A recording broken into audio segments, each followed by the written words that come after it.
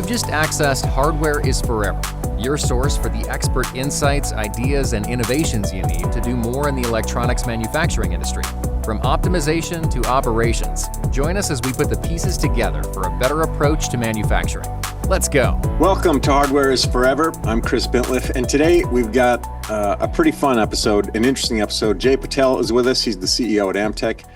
And Nick Theoret is with us from Centri. And Nick, you are a client of Amtech, but I think we want to have just kind of an interesting conversation around, as Jay and I like to do, not just the nuts and bolts of clients and customers and of services and products, but also just business and as a business leader, the things that you experience, the things that you are learning, the things you go through. So welcome. And I guess let's start with what do you do and who do you do it for? Yeah, so at Centri, what we do is we build platform-agnostic hardware.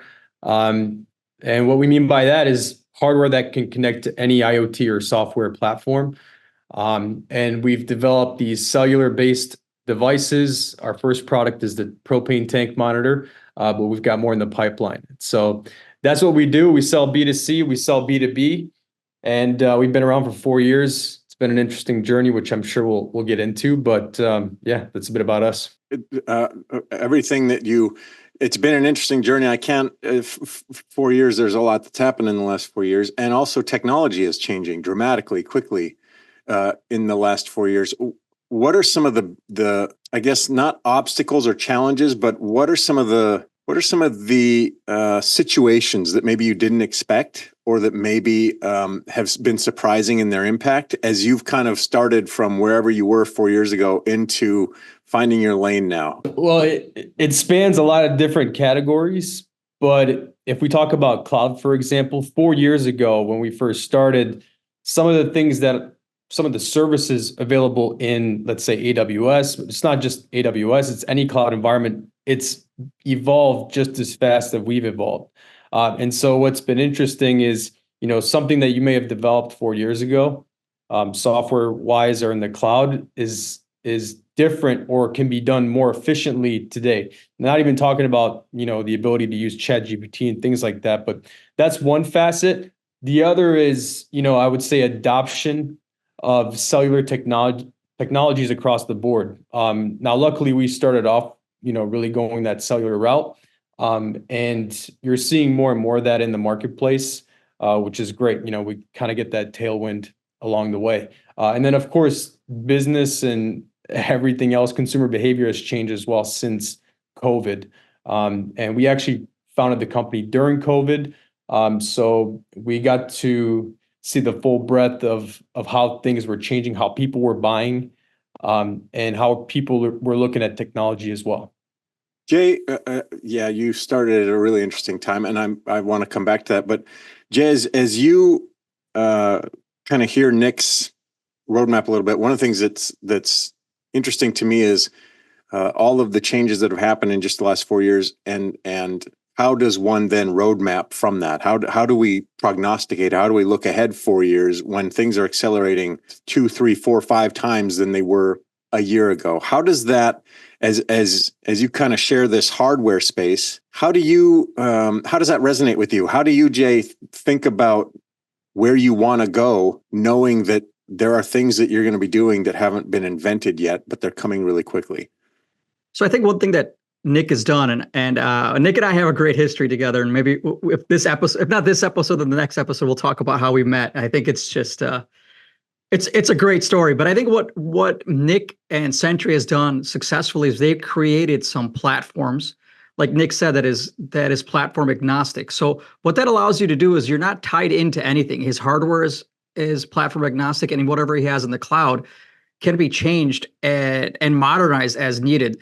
So that allows you to be able to iterate quickly. And I think that's what we talk about in hardware development is you want to create these kind of platforms and modules that you can iterate and develop and grow on. So, whether the software evolves, it's backwards compatible and forwards compatible. And if the hardware evolves, it's backwards compatible and forwards compatible as the product line goes forward. And I think that's a phenomenal way of doing it for Nick. He's not tied into this completely bespoke infrastructure. He's taking advantage of a lot of these different platforms out there that allow him to give him that type of agility. So, for example, like he was saying, he's got his initial product right now, and he's spinning another product up. He's able to leverage a lot of those modules and hardware architecture that already has, and leverage the software architecture. So he's not developing a new product per se, but he's because he's set himself up for that from the beginning. And I think when we talk about hardware, sometimes people talk about, okay, this is this particular product, and this is the particular silo, and this is the particular infrastructure that we require. And what he's done successfully is taken his infrastructure of his entire organization, a tech stack, and created a platform that allows him to give that agility and iterate and add products and add services on the cloud and integrate with other people's services on the cloud. I think it's just, he's done it the right way, which allows him to scale and grow. But, and also, I think one thing that we also need to give credit to Nick is that when he saw the opportunity for this to happen, like this, if he would have done this 10 years ago, he wouldn't have been able to leverage that technology. And I think that's where a true visionary and true entrepreneur comes in. When new things come out and the technology evolves, how can he take this particular idea, like, for example, like Nest did for thermostats, and do that for different technologies? Now, and I think Nick was, I'm not going to say Nick was at the right place. I think he worked hard to be able to leverage the opportunity that the technology presented to him at that time to create an entirely new product that really has not been ubiquitous in the industry right now. Yeah, that's well said, Jay. And if I can add to that, Chris, as well.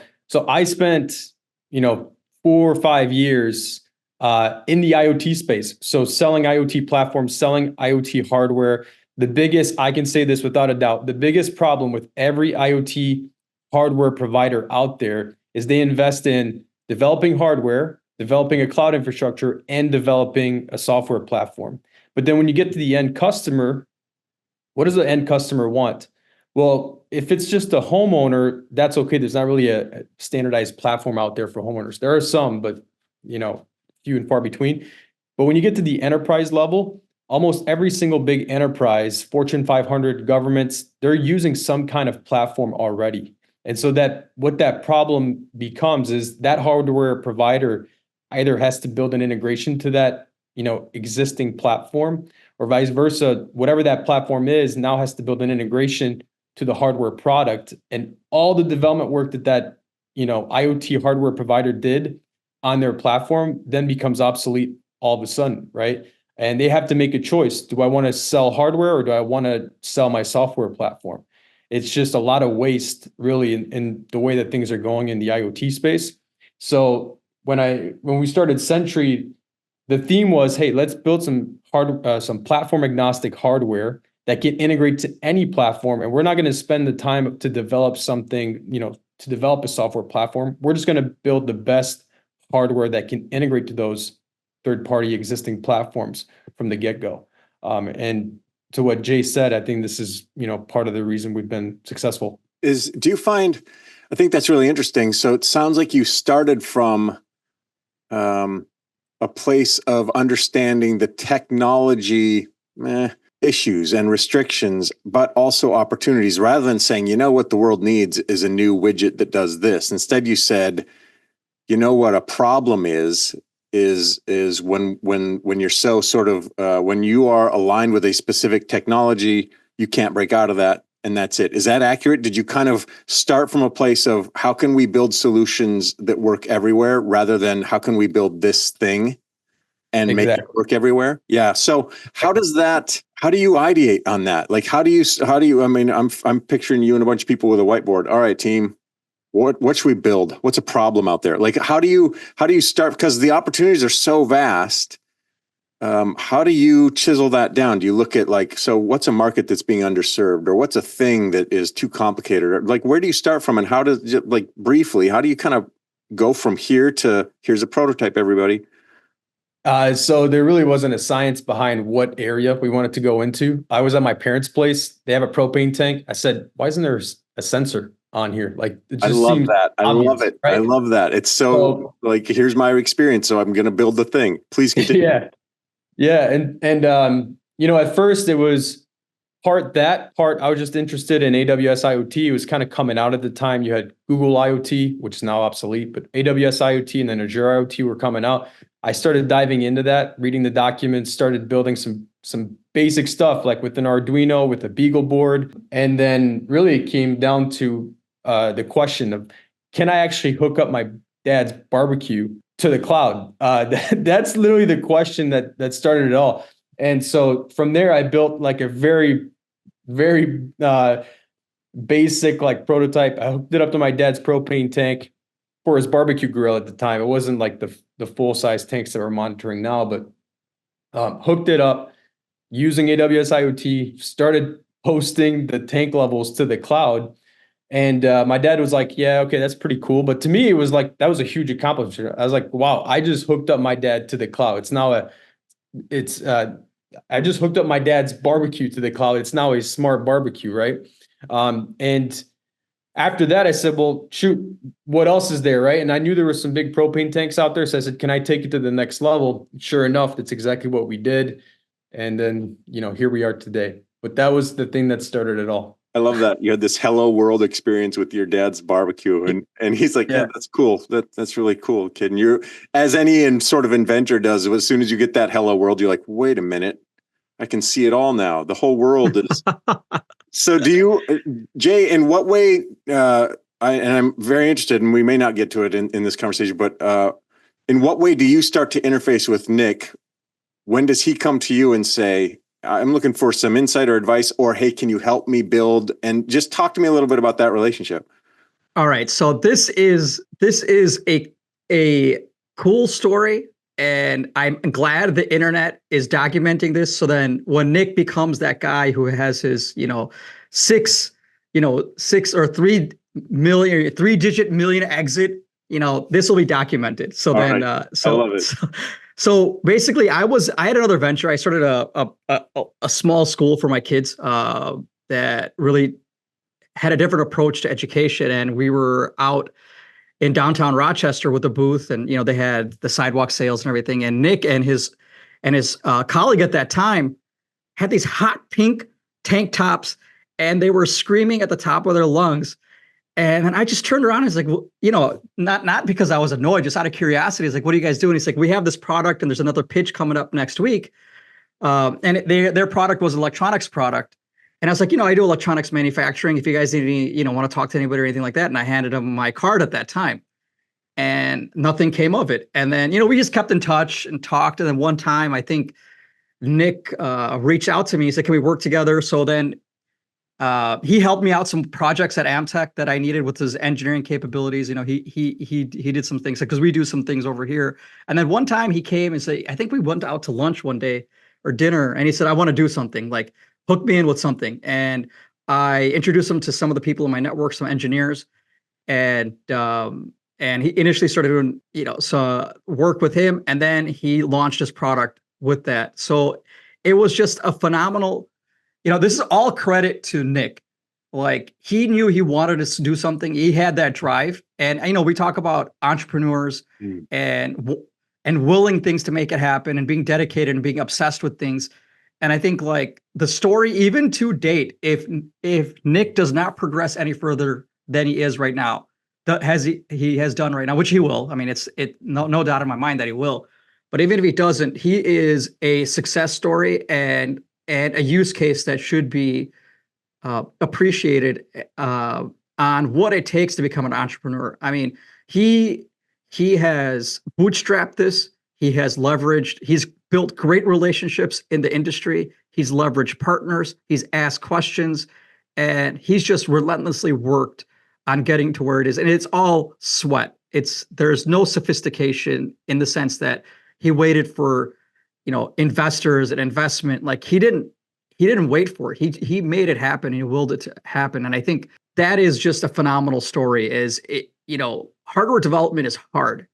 And if you want to know what it takes to do it, Nick is a good use case on what it takes to do it. That's pretty awesome. Nick, there's a lot of really great things Jay has shared, but how do you answer that? How did Amtech kind of come to help you shape your vision and ultimately be able to productize this thing in a way that's making sense for you? Yes, Jay mentioned it. He connected me with a gentleman named Tom in Southeast Michigan. Started working together on this idea. And the first question was like, okay, I got zero funding. I mean, zero. I don't even have I have a salary because I got a full-time job at the time, but there's no investment. So what are our options? Well, we said we can just wait till we save enough to buy the first batch, or we could take a shot at a BAF grant. That's exactly what we did. So if nobody knows, a BAF grant's offered in the state of Michigan. If you've got an idea, it doesn't have to be like a great idea. It just needs to be like a solid idea, maybe with one customer backing you. And we did actually, the first customer we had literally walked in cold to their office, say, hey, I got these tank monitors. These were like big boxes with, using Beagle boards. Got these tank monitors. Would you be willing to try it? They said, yeah. And so we had them to kind of back us on this BAF grant. And then we worked with Jay to get a quote for a batch of, I think it was 50 or 60 units. And then we had the BAF grant fund the 60 units as beta units for that customer.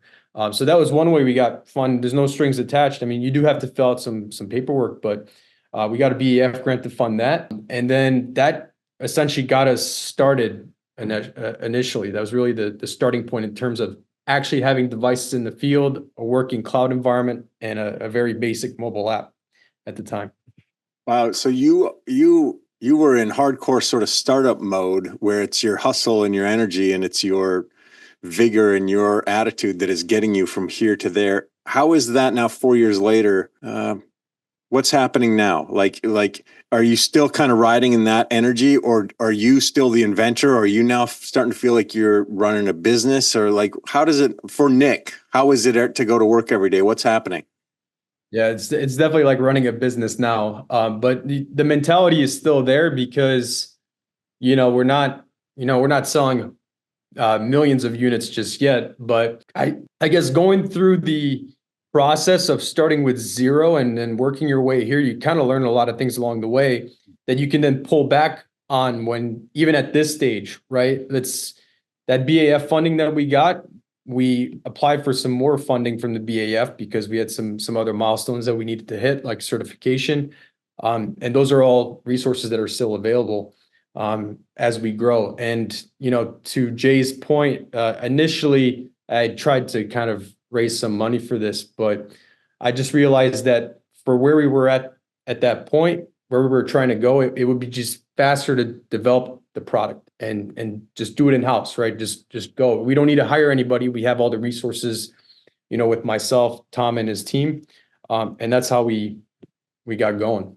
And that's how we're still going today. How do you, so now look 4 years ahead, and we're in the middle of a huge AI revolution, and all that's true. But as you were talking about cloud computing, and as things there get much faster, more robust, there are huge opportunities, but there are also some threats to that, like basic ones. If AWS goes down, then what happens for you? Like when you look in the future, how do you shape your vision around emerging technologies, around the problems or the frustrations that you're starting to experience, in ways that you might want to circumvent that in your inventive kind of way? Like maybe you don't have a product sort of roadmap, but how do you want to evolve the business as you are so reliant on, but maybe integrated with is the better question, so many other technologies? Yeah, I mean, surprisingly, we've kept it very simple in terms of dependence on other technologies, but the core technologies that we're using is cloud and it is cellular. Those would be two threats, but just like Jeff Bezos said, if you look at 4 years, 20 years down the road, what's still going to be around? Like what can you know for sure is going to be around or have grown? We think cloud is going to be around forever, and if we need to, we can always. And actually, we're doing this today. We can partition out our data and our cloud services across multiple server locations. So if the whole East Coast of the United States gets wiped out, our device is still functioning. The other is cellular. I don't think cellular is going anywhere anytime soon, other than continuing to grow. They'll probably continue to build towers throughout the U.S. and globally, which is great for us, right? We're certainly future-proof in that sense. And maybe 10 years down the road, maybe we opened up the door to things like Skylink from SpaceX, right? These are all things that are possible. And then in terms of cloud computing, when we think about the end customer, what would add value to them? That's really the main question I ask myself all the time is like, what would actually add value to the customer? Would AI actually bring value to the customer? And I think from a forecasting perspective, from a, how do you budget or how do you better control your home so that you use less propane? These are all things that we're thinking about right now. Jay, when you kind of think of yourself as a student of business and a student of entrepreneurship in the way that you do, and where you are kind of always on a path to learn or improve or streamline or make more efficient or whatever, in what ways has Nick kind of been kindred for you in that? Like, do you kind of compare notes, or you clearly think highly of him, but do you kind of study the way that each other are doing things, and then over a beer you're like, hey, what about this or what about that? Or like, what's that relationship like just between two thoughtful sort of business leaders? I think, first of all, it's fun. When we work together, when we do different things, we have a good time. I think we can understand each other really well because there's common struggles, and then when we do have issues, we know how to resolve them, and it's not like it kind of clicks when it clicks, right away. But even right now, like I when we're around the dinner table, for me, I get to talk to my kids about Mr. Nick because my kids were there in downtown, That's awesome. Rochester, and I give them updates on what Mr. Nick is doing, and I think for me it just goes. And the Nick's journey kind of solidifies the fact, like right now, everybody in social media, even more so than before. I mean, before there were infomercials, but now in social media, everybody wants that get rich quick scheme. Like I can do, and there's multitude of things. And I just feel like, when you're an entrepreneur, you have to think of the long game and you have to put the work in. And I think when I see Nick, I think that just solidifies that idea of there's no magic formula. You just got to put your head down and work and not give up. And I think that spirit that Nick has is what really like allows, it just gives this level of connection that, he's have I done as much as Nick? Have I started from zero from Nick? Like Nick? No, but I know that as an entrepreneur, you have to work your ass off and you have to work hard, and you can't allow any obstacle to hold you back. And I think that's where I really resonate with Nick, and that's why a lot of times that's why I'm able to connect with him and learn a lot from him in his process and his journey. Nick, if I can add to that a little bit too, from a cooperation standpoint, we're looking to, for one, our hardware is all built in the U.S. And I'm a big fan of Deming, out of the crisis, nice. Total quality control. One of the key points in his teachings is, keep your suppliers close. Like if you really want to be a lean manufacturer, keep your suppliers close and work closely with them. I think this really highlights the relationship between us and Amtech, from, building things just in time to, improving our design with their manufacturing capabilities. I think from a hardware perspective, obviously not something you're thinking about in the beginning, but these are things we're thinking about more and more now. How do you become more efficient? How do you work together to deliver highest quality? And it's not just quality of, part left the factory to the second operation. It's okay from start to finish, right? Cradle to grave, that quality has to be maintained. And so, Amtech's been amazing at working with us to maintain really good quality from end to end. Nick Theoret is at Centri, centriconnect.com. Jay Patel is the CEO at Amtech at buildamtech.com. We have to have more of these conversations because there's like layers and layers and layers that I'm curious about and really want to get into.